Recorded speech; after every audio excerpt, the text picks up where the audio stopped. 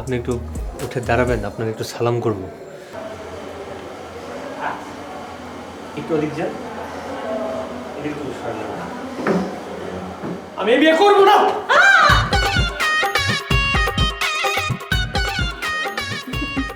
মা বেয়াই হ্যাঁ, এটা কি হলো? আমিও তো ঠিক বুঝতে পারছি না। রাসেল, জি খালাম্মা। আশিককে যেভাবে পারো, যেখান থেকে পারো তুলে নিয়ে আসো।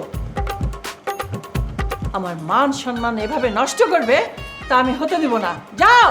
জি খালাম্মা, আপনার কোনো চিন্তাই করবেন না, ওরে আমি 1-2 মধ্যে খালাস করে দিন। ওই তোরা কই, হয় না খারাইতাছি। আমার পেটে হাই হইতেছে না লো হইতেছে, আমি তো কিছু বুঝি না। আমার নাম ডেইজি খান।